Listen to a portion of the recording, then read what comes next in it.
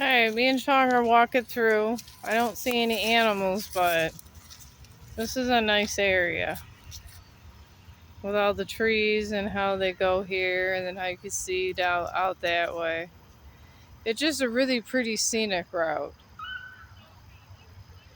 It just really catches your eye. And it's so pretty. Then you go around this way and it's still nice. And that way. Very, very cute and quaint. You could build a small cottage around here.